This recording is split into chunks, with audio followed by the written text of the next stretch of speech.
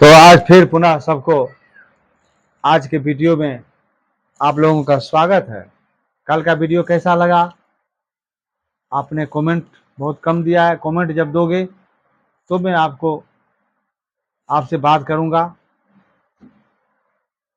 Comment में जरूर जय भगवान, श्री राधे कृष्णा, जो भी आप लिखना चाहते हैं कमेंट में लिखिए। देखो, कल आपको मैंने बताया था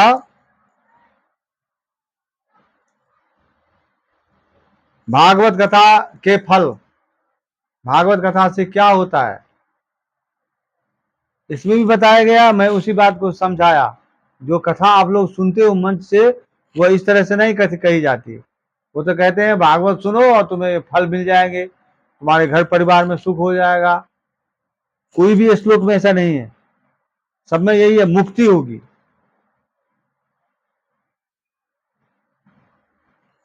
अच्छा, भक्ति को समझाया नारद जी ने, तो भक्ति क्या हो गई? सर्वांग पुष्टि संयुक्ता, सभी अंग पुष्ट हो गए भक्ति के।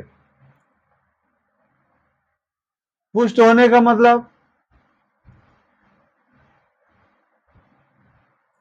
पुष्ट होने का मतलब बलवान, मजबूत, चेहरे में शाइनिंग आने लग गई, चमक आने लग गई भक्ति के शरीर में। कैसे? नारद निर्णीतं महात्म्यम सानिशम्य, वह नारद से निर्णीत महात्म को सुनकर नारद ने निर्णय करके बता दिया कि तू भक्ति जो तू ऐसी है। अब बताओ, भक्ति कोई औरत है?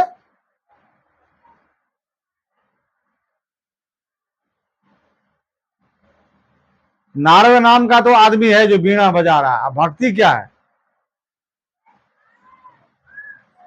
अब ज्ञान और वैराग्य कैसे उसके बच्चे हो गए?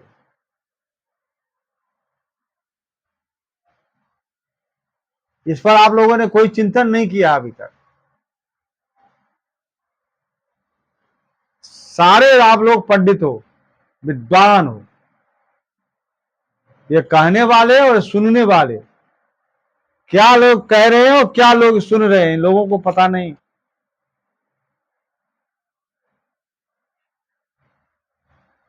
भक्ति औरत है, वो सब में घुसी हुई है,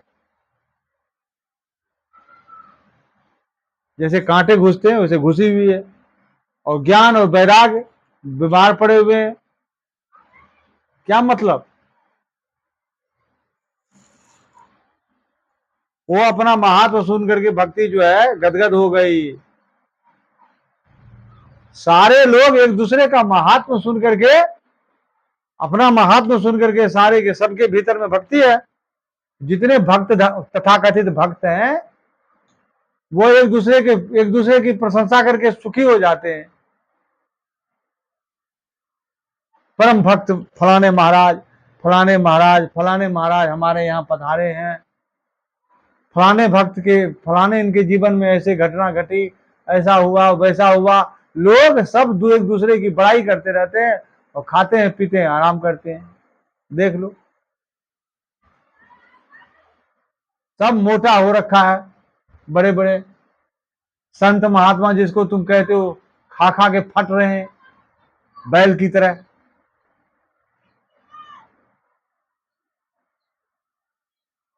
गाड़ियों में घूम रहे, बढ़िया एसी लग रहे, कमरे लग रहे, पैर दबाने वाले। आश्रम में विद्यार्थी पड़े हैं 20, 25, 50, 100। गैया है, खीर खा रहे हैं, दूध पी रहे हैं। पैर दाबने वाले लड़के, 5-5 लड़के इधर, 5 इधर लगे हुए हैं, मालिश हो रही है। पड़ा हुआ है खा करके। और फिर उठता है बढ़िया पहन ओढ़ करके, चमक चमाचम कपड़े, बढ़िया गाड़ियों पर। कोई दंड लेके जा रहा है, कोई छत्र लेके जा रहा है, कोई कुछ कर रहा है, जय जयकार हो रही है। ये मूर्ख पब्लिक जो है वहां बैठ करके कथा सुन रही है। यही तो भक्ति है। वो भक्त बना हुआ है, संत बना हुआ है, यही तो है।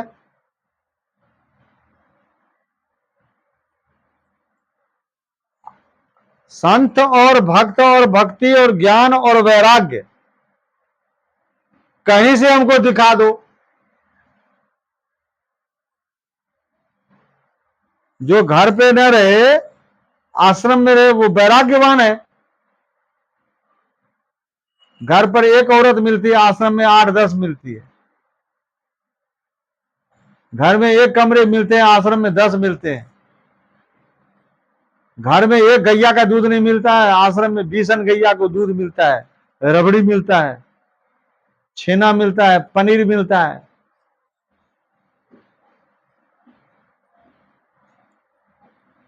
ज्ञान और वैराग्य, इससे कोई मतलब नहीं है।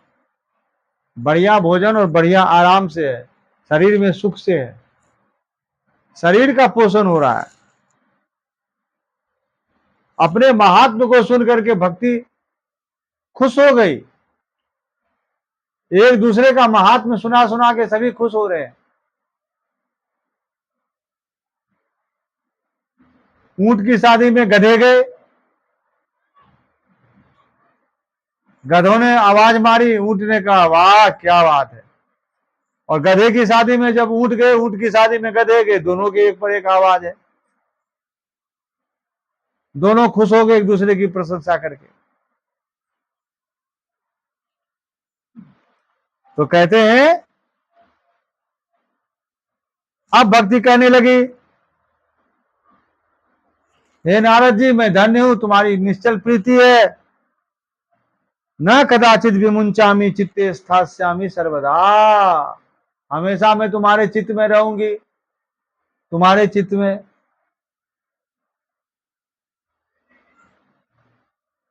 क्योंकि बड़ाई करने वाले के चित्त में ही तो भक्ति रहती है, वही तो केवल भक्त नजर आते हैं, जो एक दूसरे की बड़ाई करते हैं। हमारी बड़ाई तुम कर दो, तुम्हारी बड़ाई हम कर दें, तीसरे लोग कहेंगे बड़े भक्त हैं। आपने सही कहा, आपकी कृपा से ही भक्ति चल रही है हमारी। तुम कहोगे कि आपकी कृपा से चल रही है। दोनों कह करके बस हो गया।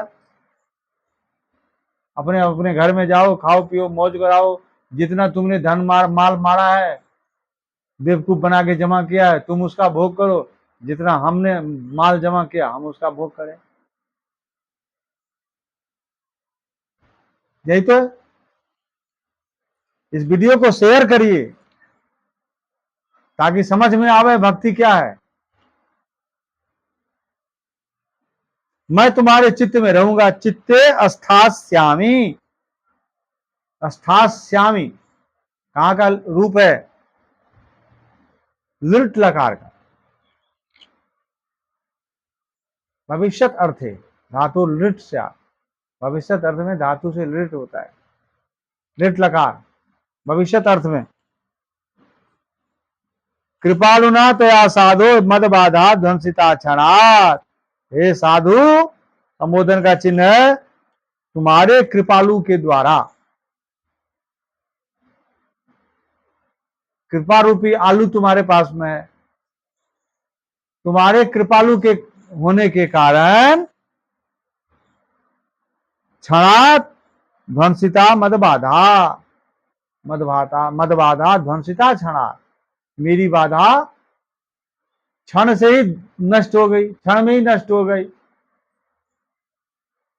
क्या बाधा थी? बड़ाई करने वाला चाहिए था, तुमने बड़ाई कर दी, बस मैं मोटी हो गई, मैं तो पुष्ट हो गई। लेकिन ये मेरे जो नालायक बच्चे हैं, ज्ञान और वैराग्य, इनका क्या होगा?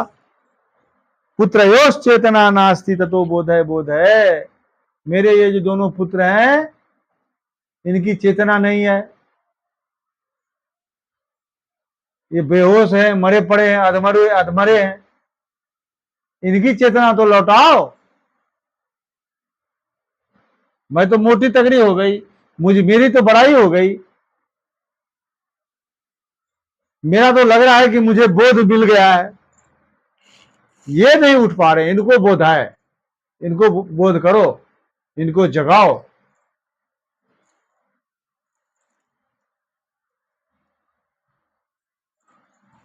अब ये कथा को कैसी डिजाइन की गई है, फिर सूत जी कह रहे हैं नैमिषारण्य में, नैमिष है ना ये जंगल, देखो ये पलक है, पलस को नैमिष बताए थे आपको हमने, और ये जंगल है, यहाँ भी जंगल है, आंखों के पीछे आगे पीछे ये जंगल है, अरण्य है,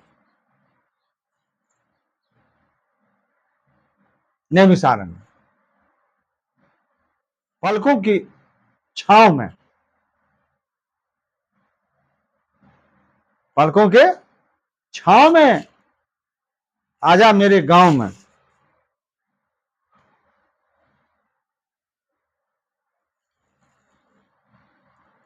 सूत जी कहने लगे, हे सौनकादि ऋषियों, तस्या वच समाकर्ण्य कारुण्यं नारदो गतः तयोर्बोधन मारे वे कराग्रेन विमर्दयन, करके अगला भाग से विमर्दित करता हुआ, रगड़ता हुआ, तयो बोधनम आरे वे, उस दोनों का बोधन करने लगे। तो सोचा जो हाथ में कई लोग हाथ पकड़ के टेस्ट करते हैं,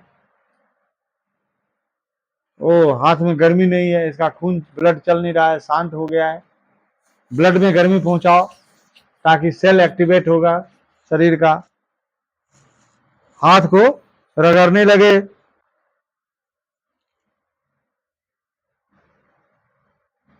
उनके वचन को प्राप्त सुन करके कारुण्यम गता, करुणा को प्राप्त हो गए। किनके करुणा को? करुणा कहां होती है, प्रेम कहां होता है, क्रोध कहां होता है, सब हमारे में होता है। डर कहां होता है, हमारे में होता है। करुणा कहां होती है? करुणा दूसरे में होगी। भक्ति तो मोटी हो गई, अब उसको बच्चे भी मोटे चाहिए थे, ज्ञान वैराग्य, वो तो हो नहीं रहे। उनके समझाने के लिए कहा जा रहा है नारद जी को। नारद जी क्या कर रहे हैं? हाथ रगड़ रहे, कराग्रेन विमर्दयन। यह बात बुद्धि का विषय है, शरीर का विषय नहीं है कि हाथ रगड़ने से खून आ जाएगा। हाथ से रगड़ने से यदि भागवत आ जाए और पैर रगड़ने से यदि भागवत आ जाए, ये बड़े बड़े महंत और साधु जो है, ये 5-5 विद्यार्थी पैर पैर रगड़वाने में लगे, लगवाए हुए 10-10। मैं जब पढ़ता था सच्चा आश्रम में, तो हम 4 विद्यार्थी पैर दबाते थे, माता जी का, चंद्रदेव मिश्र प्राचार्य का, मुन्ना दीदी का, और स्वामी गोपाल जी का,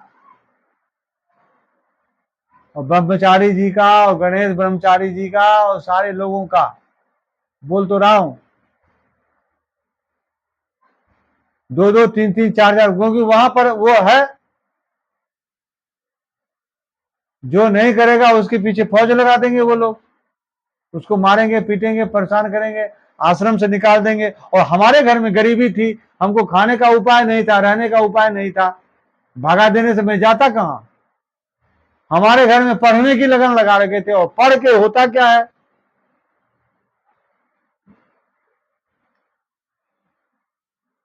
पढ़ने के बाद में इन शास्त्री जी लोगों के टट्टे उठाते रहो,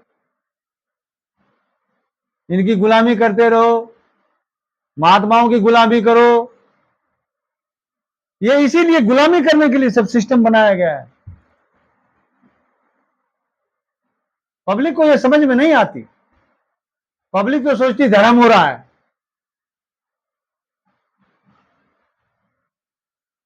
ये इन लोगों के गुलाम छिन जाते हैं, इसीलिए ये लोग हल्ला करते हैं। जो मूर्ख लोग हैं उनके पास में अनुष्ठान आता है, वो अनुष्ठान मैं करने जाता हूं, मुझे 300, 400, 500, 700, 700 मिल जाता है, बहुत हो गया 700। 700 जो देगा वो 9 घंटे 10 घंटे मुझे बैठाएगा, मैं क्यों करूंगा अनुष्ठान? 9 घंटे यदि मैं पानी पूरी भी बेचूंगा, तो कम से कम 1500 रुपये कमाऊंगा।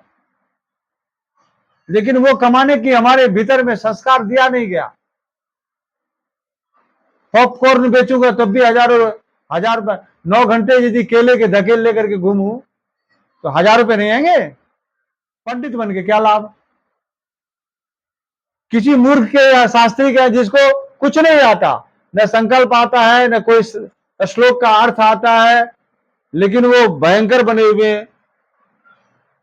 मूर्खों को अपने व्यवहार से, अपने वाणी से, अपने क्रियाकलाप से चुतिया बना करके रखे हुए हैं। जज सेठों को, सेठ उन्हें विद्वान समझते हैं, वो हमसे अनुष्ठान करवाते हैं, काम हमसे करवाते हैं, ज्योतिष हमसे बनवाते हैं। कई यहां अपर्णा पीठ में गया तो वो ज्योतिष हमसे पूछवाया और जजमान को हमसे बतवाया, और जजमान ने नंबर पूछ लिया तो वो हमको गाली देने लग गया। अब मुझे बताना नहीं था, लेकिन वो उसके सामने पूछ रहा था। मैंने सोचा कि चलो अब पूछ रहा है तो बता देते हैं, क्योंकि इनके सामने पूछ रहा है इसलिए इनका आदमी होगा। नहीं बताएंगे तो बाद में गुस्सा आ जाएगा। बता दिया तो वो उस जजमान को विदा कर दिया। उसके बाद 1000 गाली दिया। ब्रजेश जी महाराज, अपर्णा पीठ वृंदावन, ब्रजेश जी महाराज। मेरे अनुभव खराब हैं। बुरा भरी में रोज भोजन के लिए बुलावे, और जब 3-4 दिन भोजन किया तो सब दौड़ गए, बोला कि खाने के लिए चले आते हो। अब लो, तुमको तो मैं सब दिन खिला खिला के पाला हूं। 4 दिन खा क्या लिया, वो हमको पाल दिया खिला के।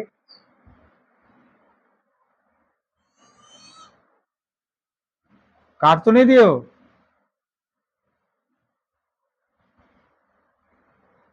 ये है भक्ति, ये है भक्ति करने वाले लोग। कहो तो इनको बुरा लगता है।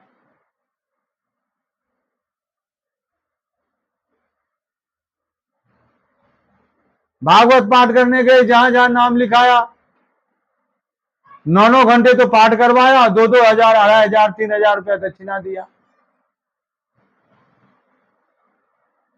बताओ, इस प्रकार से शोषण करते हैं। बोलो तो इनको, इनके नौकर चौक चाकर सब चले जाएंगे। ये धनवान है, इनके पास गुंडे हैं, ये सब तो मरवा देते हैं। और मैं तो अब जीना चाहता नहीं हूं, इसलिए मैं बोल रहा हूं। मुझे गड्ढा खोद करके दरवा दें, किडनैपिंग कर ले, मार दें, क्या करूं? मैं बोलता हूं,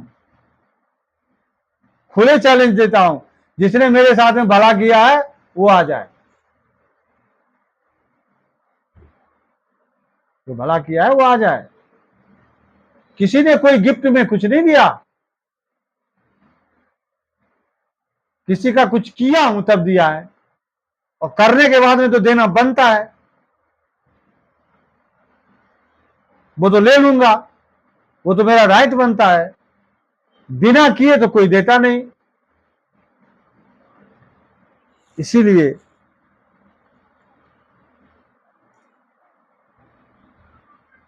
कहते हैं सूत जी, जब संसार के लिए इतना कर रहे हो, संसार के लोगों के मनोरंजन के लिए इतना कर रहे हो, तो कुछ अपने लिए तो कर लो।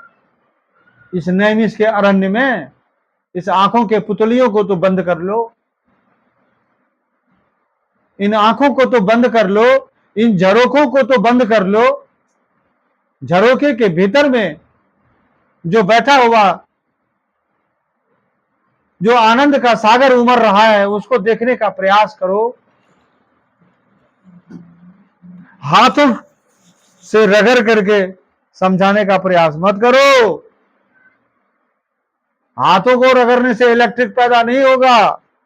तो बोला महाराज, कान के पास जान करके बोलने से होगा? बोला अरे तू क्यों नहीं समझता है, ये आंख नाक कान हाथ का विषय नहीं है। बोला नहीं महाराज, मुझे एक बार तो देखने दीजिए। मुखम संयोज्य करनांते शब्द मुच्चे समुच्चरण। मुख ले गया कान के पास में और जोर से बोला, रे ज्ञान, रे वैराग्य, बेटा जग जा। लेकिन बताओ, ढाक के 3 पात, ऐसे के ज्ञान जगे, वैराग्य जगे? कान में चिल्लाने से? बाबा लोग यही तो करते हैं, कान में मंत्र फूंकते हैं, दीक्षा देते हैं। बुद्ध को भी किसी ने दीक्षा दिया होगा, महावीर को भी किसी ने दीक्षा दिया होगा, अब मुझे तो 20-25 ने दिया है। कान में मंत्र फूंकने से आदमी समझदार हो जाएगा? समझदारी की घटना घटेगी, बुद्धत्व तो घटेगा? नहीं होगा। इसीलिए मैं ये काम नहीं करता।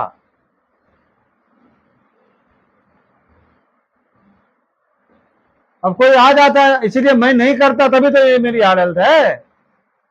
मुझे मोबाइल पे करना पड़ रहा है, नहीं तो मुझे इस समय सावन में मेरे पास में 50-100 लोग रहते, वो सब दक्षिणा चढ़ाते, मैं भी वैसे सांडों की तरह गौशाला का दूध पीता, सब पैर मालिश करते,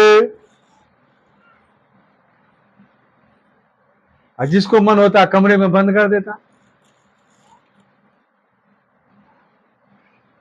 बाहर आकर के बढ़िया बाथरूम, अटैच बाथरूम से बढ़िया निकलता, बढ़िया चमचमाता हुआ कपड़ा पहन करके गाड़ी में बैठता, विद्वत सभा में पहुंच जाता, बड़े भारी विद्वान बन के, संत बन के। ऐसा नहीं है। ज्ञानम प्रबुद्धताम शीघ्रम रे वैराग प्रबुद्धताम। जगाने लगे, मना करने के बाद में भी नारद जी माने नहीं, अपने मुख को उन दोनों के कान के पास में ले जाकर के चिल्लाने लगे, आवाज करने लगे जोर से, शब्दम उच्चै समुच्चरण, जोर से शब्दों का उच्चारण किया। मैं गलत बोल रहा हूं तो बोलो, संस्कृत पढ़ने वाले विद्वानों से मैं बोल रहा हूं, तुम लोगों ने इसका क्या व्याख्या किया? मेरी व्याख्या तो ये है, इस सब से कुछ भी नहीं हुआ। कैसे होता है, क्या होता है, कैसे आत्मा का आनंद मिलता है, इस बात के लिए आपको अगला वीडियो सुनना पड़ेगा। और इसको तो जरूर, नए नए वीडियो को सब दिन आप लोग जो नए आने वाले हैं, इसको शेयर कीजिए, सब्सक्राइब कीजिए, चैनल को बढ़ाइए, ताकि ये बातें सब जगह जानी चाहिए। यदि आप नहीं मानते हैं तो मत मानिए, तो भी इसको शेयर कीजिए। नहीं मानते हैं तो ये तो बात कुछ ऐसे ही लग रही है कि नास्तिक बोल रहा है, आपकी तरफ से बोल रहा है। और यदि मानते हो, अच्छा लग रहा है, सपोर्टिंग बात आ रही है, भागवत की सही व्याख्या जा रही है, तो भी इसको भेजो। सब जगह भेजने लायक नहीं है तो भी भेजो, लायक है तो भी भेजो, दोनों भी स्थिति में जाना चाहिए। हम निंदा नहीं करते हैं, हम भागवत का सही अर्थ बता रहे हैं, और ये बताना बहुत जरूरी हो गया। मेरे पेट में गुड़गुड़ी होगी, नहीं बताऊंगा तो चलेगा नहीं। और ये ठगी करने वाले जो भी हैं, ये सब दिन करते रहेंगे, मेरे बताने से या किसी के रोकने से या किसी के कहने से। ये न ठग रुकेंगे, न चोर रुकेंगे, न बेईमान रुकेंगे। और भारत में तो ये कभी बंद अभी नहीं होगा 50-100 साल तक, क्योंकि यहाँ जितने अधिकारी होंगे, जितने लोग नौकरी करेंगे, जितने दुकान करेंगे, ये सब अभी चोरी बेईमानी दलाली से ही सबका पेट चलेगा, सब आगे बढ़ेंगे। इतनी भ्रष्टता हो गई है कि अभी आधार कार्ड में 5 दिन से जा रहा हूं, 200 रुपया भी लगेगा और 30 रुपये का आधार कार्ड बनता है। आधार कार्ड के लिए तो एक हर एक जिलों में सेंटर स्पेशल होना चाहिए, जैसे बैंक और पोस्ट ऑफिस में हो रहा है। तो लोगों ने कहा कि पोस्ट ऑफिस में तो चल रहा है, पोस्ट ऑफिस में चल रहा है, तो क्या वृंदावन में 30 आदमी है? 500 आदमी रोज जा रहे हैं और मात्र 30 जगह बन रहे, 30 आदमी का बन रहा है, 50 आदमी का बन रहा है, 30 आदमी का एक सेंटर में, 30 आदमी का दूसरे सेंटर में। इतने लाखों लोगों में मात्र 30 60 आदमी का बन रहा है आधार कार्ड, सुधर रहा है, सबका खराब है, रोज अपडेट करना पड़ता है। केवल आधार कार्ड नहीं है, इन सारे चीजों के लिए एक सेंटर अलग से बने, वहीं पर सबका काम यही इसी से संबंधित हो, और वो करने वाले को तनख्वाह दिया जाए। लोगों से 200-200 रुपये वसूल हो जाते हैं, 150-150 रुपये वसूल हो जाते हैं। जबकि यदि रोज 60 आदमी मतलब का काम हो रहा है और 100 रुपया लिए गए तो कितने हो गए? 6000 हो गए। 6000 में कम से कम रोज 6 आदमी बैठ करके ड्यूटी करेगा, 1000 रुपये तनख्वाह मिलेगा, तब भी 30,000। आजकल तो कंप्यूटर चलाने वाले 10,000 में मिलते हैं। 6000 रुपया रोज इनकम से तो कम से कम 20 कंप्यूटर चलाने वाले मिलेंगे।